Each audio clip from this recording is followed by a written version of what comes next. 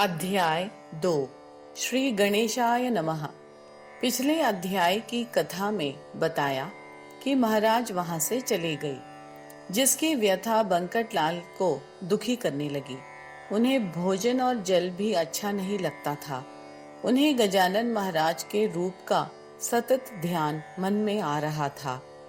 वे जिधर देखते उधर महाराज की अनुपम मूर्ति का आभास हो रहा था।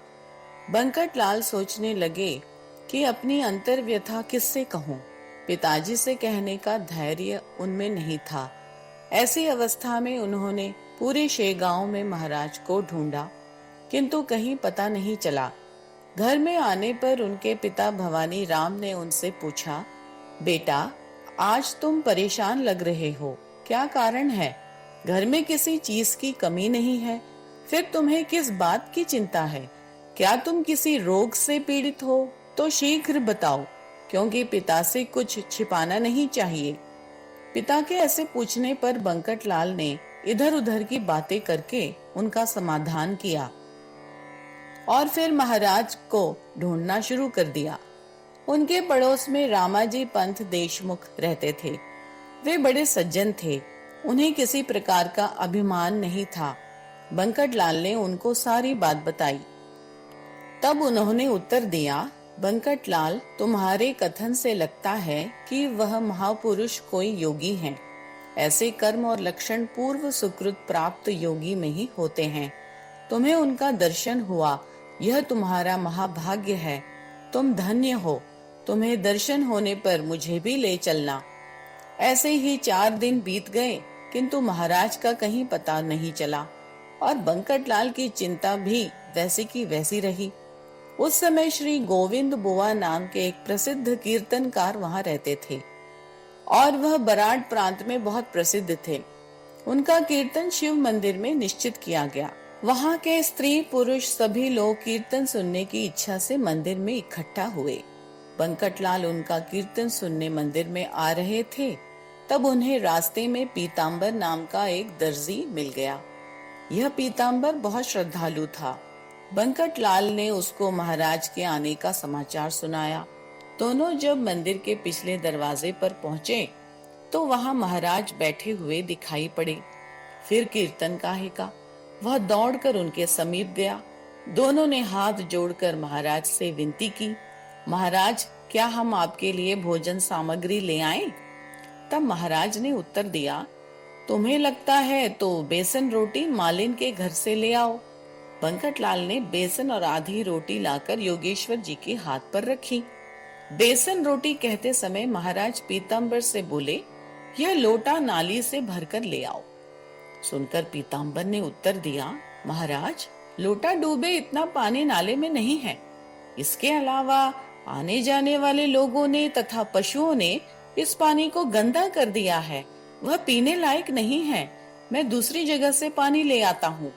तब महाराज ने कहा, हमें दूसरी जगह का पानी नहीं चाहिए। इस लोटे को डुबाकर नाले का पानी ही लाना, अंजलि में मत भरना। पीताम्बर तुरंत ही पानी लेने गया, लेकिन उसे नाली में लोटा डूबे इतना जल नहीं दिखाई दिया। उसकी स्थिति बड़ी अजीब हो गई। नाली में पैर रखने पर तलवे भी नहीं डूब रहे थे। महाराज की आज्ञा अनुसार उसने धैर्य धारण कर लोटे को सीधा पानी में डुबा दिया और तुरंत ही वह जल से भर गया। वह जहां जहां लोटा डुबाता वहीं पर जल भर जाता। नाली का गंदा पानी लोटे में आते ही स्फटिक पानी के समान स्वच्छ निर्मल हो गया। यह देखकर पीताम्बर आश्चर्यचकित हो गया। उसके मन में एक शंका आई कि योगेश्वर की शक्ति से ही हो रहा है क्या? इसमें कोई संदेह नहीं है। उसने लोटा लाकर महाराज को दिया और उन्होंने भोजन के बाद उसका पानी पिया। इसके बाद महाराज ने बंकटलाल से सुपारी मांगी और कहा कि क्या सिर्फ बेसन रोटी से ही मेरी सेवा करोगे? अपनी जेब में से सुपारी निकालकर काट कर दो। यह सुनकर बंकटलाल को बड़ी प्रसन्नता हुई। उसने सुपारी के साथ दूदंडी तांबे के 2 पैसे महाराज के हाथ पर रखे। महाराज ने देखकर कहा, क्या हमें व्यापारी समझते हो जो यह सिक्के अर्पण कर रहे हो? यह सिक्के तुम्हारे व्यवहार के हैं। हमें इनका कोई प्रयोजन नहीं है। हम तो भाव भक्ति के सिक्के चाहते हैं। तुम्हारे पास भाव है, इसीलिए पुनः दर्शन हुए। अब जाकर तुम लोग कीर्तन सुनो। मैं यही नीम के पेड़ के नीचे बैठकर कीर्तन सुनता हूँ। महाराज के आदेश से दोनों कीर्तन में आए। गोविंद बुआ ने भागवत के 11वें स्कंद का एक श्लोक निरूपण के लिए लिया था। जैसे ही गोविंद बुआ ने श्लोक का पहला भाग उच्चारण किया, उसके बाद महाराज ने तुरंत ही उसका अगला भाग उच्चारण किया। यह सुनकर गोविंद बुआ मन में आशंकित हो गए। उन्होंने लोगों से कहा कि महाराज निश्चित ही एक अधिकारी पुरुष हैं, आप उन्हें मंदिर में ले आइए। यह सुनते ही बंकटलाल और पीताम्बर महाराज को लाने के लिए वहां पर गए, लेकिन वह अपने स्थान से हिले नहीं।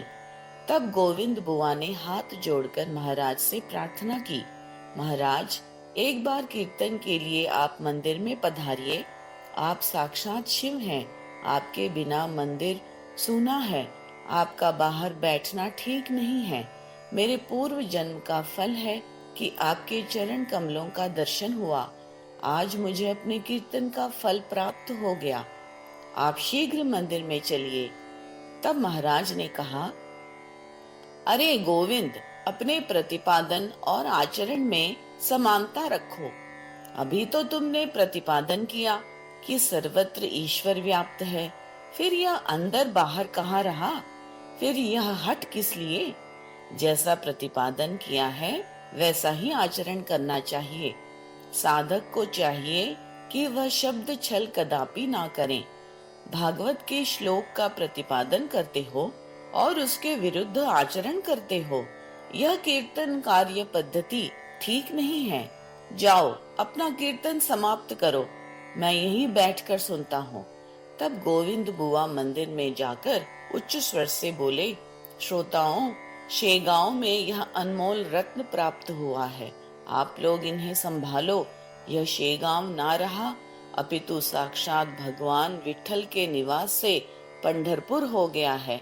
इनकी देखभाल कीजिए, सेवा कीजिए और इनकी आज्ञा को वेद वाक्य समझकर शिरोधार्य कर पालन करो। इसी से तुम्हारा निश्चित कल्याण होगा।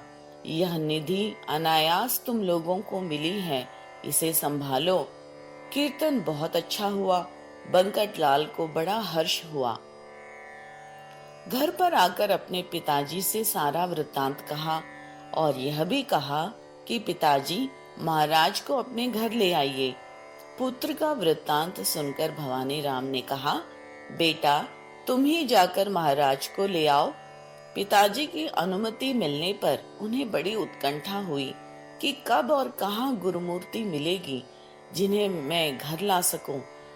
चौथे दिन सद्गुरुनाथ मानिक चौक में बंकटलाल को मिले। उस समय सूर्यास्त हो रहा था। इधर सूर्यास्त हुआ और उधर ज्ञान सूर्य का उदय हुआ। बंकटलाल महाराज को लेकर घर पहुंचे। उनको देखकर बंकटलाल के पिता को बहुत आनंद हुआ। उन्होंने महाराज को साष्टांग प्रणाम किया और पीढ़ी पर बिठाया और हाथ जोड़कर प्रार्थना की, महाराज, आप साक्षात पार्वती पति शंकर ही हैं जो प्रदोष काल में यहाँ पधारे हैं, अतः आप मेरे यहाँ भोजन करिए। फिर उन्होंने मन में सोचा कि मैंने महाराज को भोजन के लिए तो कह दिया है, किंतु रसोई तैयार है कि नहीं यह तो मैंने देखा ही नहीं, और महाराज कब तक रुकेंगे यह भी शंका है। प्रदोष काल में यदि भगवान शिव भोजन किए बिना लौट जाते हैं तो बड़ा अनर्थ होगा। महाराज को आया जानकर वहां लोग जमा होने लगे। दोपहर में बनाई हुई पूरियां थीं, तो उन्होंने थाली में पूरियां रखकर महाराज के सामने रखी। पूरियों के साथ बादाम, केला, मौसम्बी तथा मूली भी परोसा और उनके मस्तक पर भस्म लगाया। गले में पुष्पमाला अर्पण की। महाराज प्रसन्न होकर बड़े आनंद से सब पदार्थों का सेवन कर रहे थे और रात को वहीं विश्राम किया। दूसरे दिन बंकटलाल ने महाराज को प्रातः मंगल स्नान कराया। पीतांबर पहनाया और बड़े सम्मान के साथ आसन पर बिठाया। महाराज को अनेक प्रकार के नैवेद्य अर्पण किए गए। सब लोगों ने महाराज के दर्शन किए और अपने मनोरथ पूरे किए। केवल बंकट लाल के बंधु इच्छा राम जी शेष रह गए। यह उनके चचेरे भाई थे और शंकर जी के भक्त थे।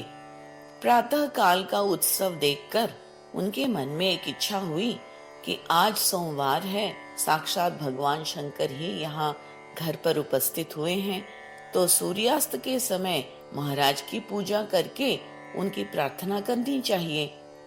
इच्छा राम ने स्नान किया और यथासंभव महाराज की पूजा की और हाथ जोड़कर विनती की कि महाराज, दोपहर में आपका भोजन हो गया है, किंतु शाम का भोजन थोड़ा सा ग्रहण करिए, क्योंकि मेरा उपवास है। जब तक आप कुछ ग्रहण नहीं करेंगे मैं प्रसाद नहीं पा सकता। आपने सब भक्तों का मनोरथ पूर्ण किया, मैं ही एक दुर्भाग्यशाली रह गया हूँ, मेरी भी मनोकामना पूर्ण करिए। महाराज ने थाली में परोसा गया सारा भोजन ग्रहण किया, कुछ भी नहीं छोड़ा। किंतु भोजन के बाद महाराज को उल्टी हो गई, जिससे सारा अन्न बाहर आ गया। इस लीला से महाराज यह दर्शाना चाहते थे कि आवश्यकता से अधिक कभी नहीं लेना चाहिए। महाराज के दर्शन के लिए 2 भजन मंडलियां भी वहां आई थीं और उन्होंने रात भर प्रेम से भजन गाए। महाराज भी सदैव गण गण गणांत बोते ऐसा भजन गाते रहते थे, इसीलिए सब लोग उन्हें गजानन नाम से पुकारने लगे। शेगांव में हजारों पूजाएं महाराज की होने लगी, जिसका वर्णन करना असंभव है। दास गणों द्वारा रचित यह गजानन महाराज का चरित्र लोगों के लिए आदर्शभूत हो, ऐसी भगवान से मेरी इच्छा है। शुभम भवतु। 2 अध्याय समाप्त।